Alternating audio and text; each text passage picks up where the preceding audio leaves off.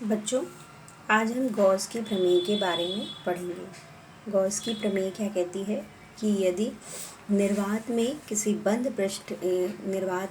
बंद पृष्ठ है तो उस बंद पृष्ठ से गुजरने वाला वैद्युत फ्लक्स जो होगा वो पृष्ठ के भीतर उपस्थित कुल आवेश का कितने गुना होगा, 1/ε0 गुना होगा।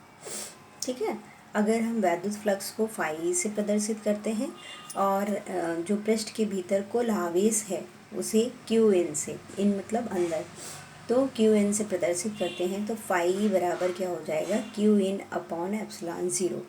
ये क्या है, कूलाम का नियम, गॉस का नियम है। ठीक है।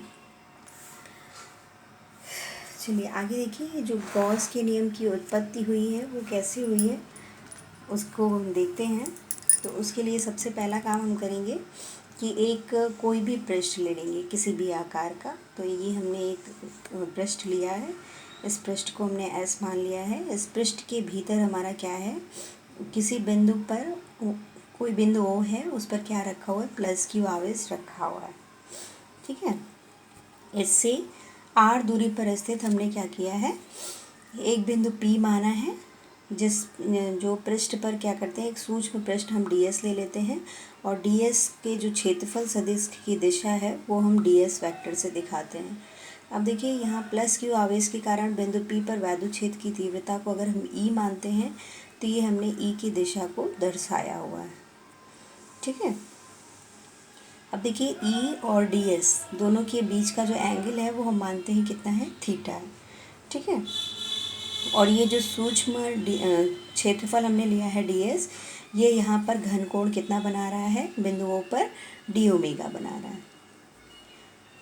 अब देखिए अगर हम बात करें कूलॉम के नियम से, वैद्युत क्षेत्र की तीव्रता जो होगी बिंदु P पर वो कितनी होगी, E बराबर 1/4πε0। यहाँ से यहाँ तक की दूरी कितनी है, r, तो इसलिए Q/r² हो जाएगी। और इसकी दिशा किधर से वो हो जाएगी, O से P की ओर। ठीक है।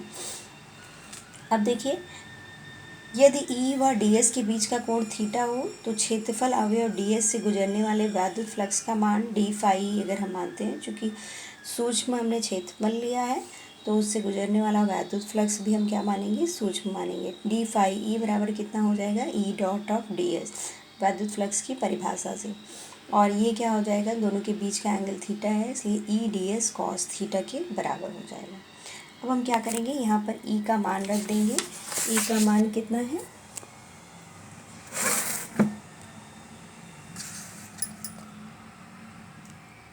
E बराबर 1/4πε0 Q/r²।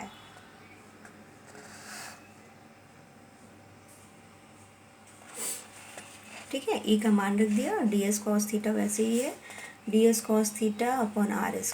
ठीक है। अब देखिए हमने घन कोण की परिभाषा में पढ़ा था कि अगर ds cos theta upon r² है, जहाँ ds और r दोनों के बीच का जो एंगल है वो कितना होगा, थीटा होगा, तो ds cos theta upon r² किसके बराबर हो जाएगा, घन कोण, सूक्ष्म घन कोण के क्या होगा, बराबर होगा। ठीक है। तो यहाँ पे हमने क्या किया, d ओमेगा रख दिया इसकी जगह पर। उसके बाद देखिए संपूर्ण पृष्ठ से गुजरने वाला जो वैद्युत फ्लक्स होगा फाई बराबर कितना हो जाएगा, ये देखिए हमने सूक्ष्म लिया था d फाई बराबर E डॉट ऑफ ds। तो जब पूरे का हमें निकालना होता है तो हम क्या करते हैं, इधर समाकलन कर देते हैं। ठीक है। समाकलन करने पर हमें पूरे पृष्ठ से गुजरने वाला वैद्युत फ्लक्स प्राप्त हो जाएगा। फाई बराबर आपको कितना मिल जाएगा, समाकलन of E dot of ds। ठीक है। अब आप यहाँ पे क्या करेंगे, E डॉट ऑफ ds मतलब d फाई का मान रखेंगे, d फाई का यहाँ से मान रख दीजिए। अब देखिए उसमें जो चीज़ें कांस्टेंट हैं वो तो क्या हो जाएंगी, समाकलन के बाहर आ जाएंगी, और जो चीज़ वेरिएबल है, वेरिएबल क्या है, सूक्ष्म पृष्ठ बदल रहा है जिसकी वजह से आपका घन कोण बदल रहा है। ठीक है। जब घन कोण बदल रहा है तो हम क्या करेंगे, d ओमेगा का समाकलन करेंगे। ठीक है। चूँकि ये Q/4πε0 है इसलिए इसका कांस्टेंट है, इसलिए इसका समाकलन नहीं होता है।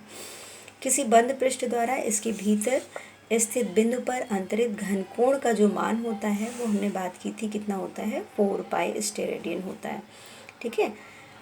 पूरे पृष्ठ का जो अंतरित घन कोण होगा वो कितना हो जाएगा आपका, 4 पाई के बराबर हो जाएगा। तो आप इसकी जगह पर क्या रखेंगे, 4 पाई रखेंगे।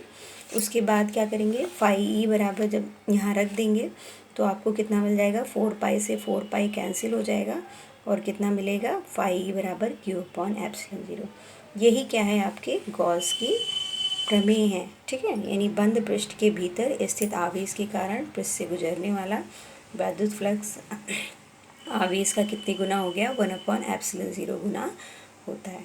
देखिए अगर हम बात करें कि जब कोई आवेश क्या है, बंद पृष्ठ के बाहर है, तब क्या होगा, तो जब कोई आवेश बंद पृष्ठ के बाहर होगा तो हम इसी तरीके से अगर निकालेंगे तो हम देखेंगे यहाँ पर कि जो फाई का मान आएगा वो कितना होगा, 0 होगा, ठीक है।